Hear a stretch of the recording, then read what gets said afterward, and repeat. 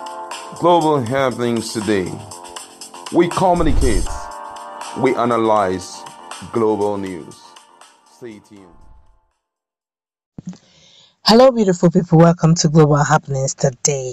A lot of reactions trailed the court case being leveled against Peter Obi by the PDP and by default Atiku Abubakar, where they said based on the fact that they did placeholder and placeholder replacement, that they should actually reject or disqualify both Asiwaju Bola Ahmed Tinubu and Peter Obi. A lot of Nigerians out there said dead on arrival, it's not possible, it's not gonna happen, it's a joke and all that. Whether we call it a joke or if it is dead on arrival, those who have the final say on this matter, you may think it's dead on arrival, but those who have the final say on this matter, apart from God, may think otherwise or may say otherwise, maybe within that jurisdiction to actually disqualify these guys. And these people we are referring to is none other than INEC, and they have decided to react and speak the fate of Peter Obi and Asiwaju. Honestly, this whole drama is getting interesting every day. Let's go straight into the news of the day. Well, according to the news, the Independent National Electoral Commission (INEC) has reacted to the suit by the People's Democratic Party (PDP) seeking to disqualify Asiwaju Bola Tinubu and Peter Obi from the 2023 presidential election. Report has it that the PDP on Thursday had filed a lawsuit against the Independent National Electoral Commission (INEC) to stop Labour Party's Obi and All Progressive Congress presidential aspirant Bola Ahmed Tinubu from selecting Kashim Shettima and Datti Baba Ahmed as their running mate. The PDP also asked the court to rule that Tinubu and Obi cannot run for office unless they do with their respective former running mates Kabiru Masari and Doyin Okunkwe.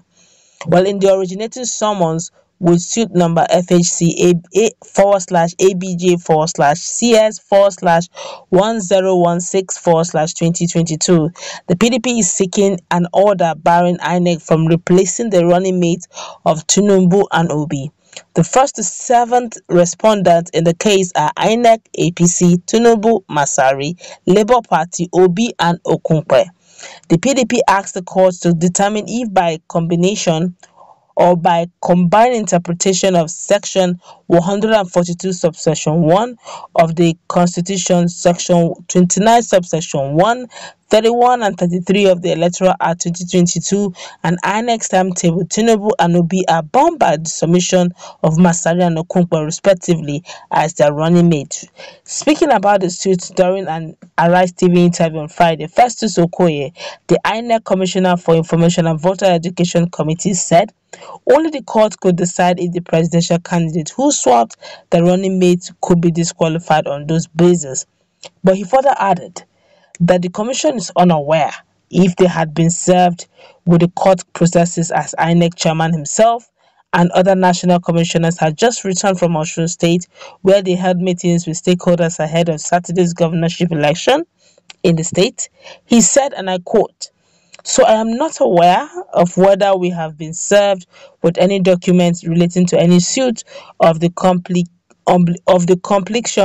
that you have talked about.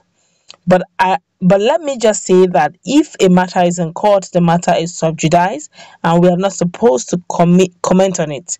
Secondly, one political party submitted the names of their presidential candidate and their vice presidential candidate. There was no provision for a placeholder in the forms they submitted.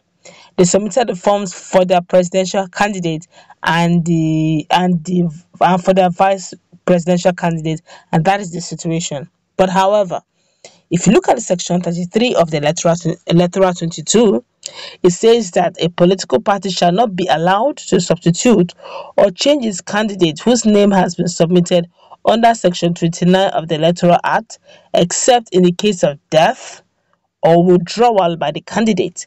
But it goes ahead to say that provided that in the case of such a withdrawal or death of the candidate, the political parties affected shall, within occurrence of the event, hold a fresh primary election to produce and submit a fresh candidate to the commission for the election concerned.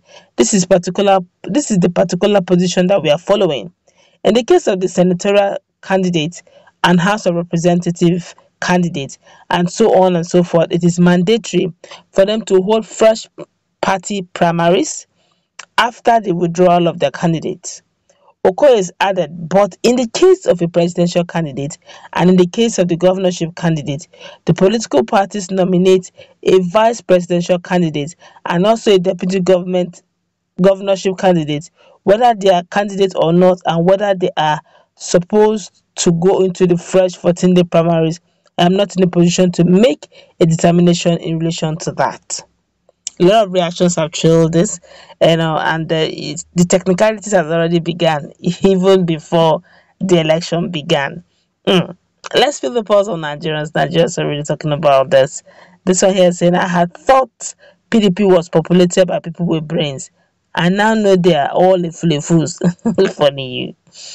Another person here is saying, please look for a word stronger than a fool to describe them. Let me know when you do that. Her life is Swahili. Another person here say, I can help here. They have brain drain. Excuse me. Another person here said, there is a provision for replacement through withdrawal or death. So in the two parties' cases, their initial deputies withdrew and were replaced. This shows that PDP are now afraid of Labour Party without structures, and believe me, if PDP loses this case, they are dead on arrival as far as 2023 presidential election is concerned. And that person here is saying PDP is not a serious political party. And that person says, who is afraid of PO? Who they say has no structure to win election. And that person here is saying fears in PDP over the popularity of Obi. This is the same Obi that PDP didn't give him a single chance to even contest primary. He was looked down upon.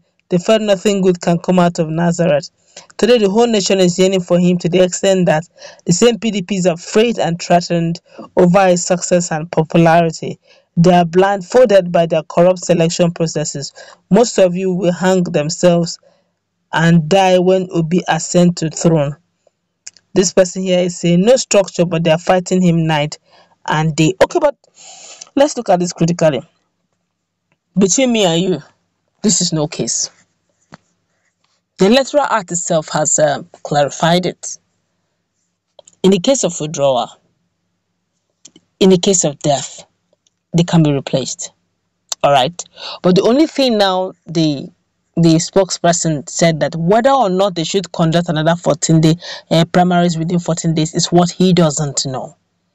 But if it's fulfilling all righteousness of signing, agreeing, and withdrawing, then they have all fulfilled it. I think PDP should just go and test their popularity. Let everybody test their. Let's do this thing normally. Stop this whole issue of legal cases.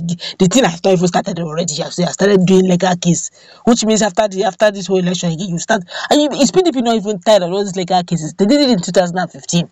They did it in 2019. You want to do it in 2023? In fact, you're not even waiting to 2023. You're already going ahead in 2022 to do it. Are you not tired? Come on, guys. Test your popularity on the polls. Let's find out how popular your candidate is. That's going to wrap it up. Let's listen to our conversation. What's your take?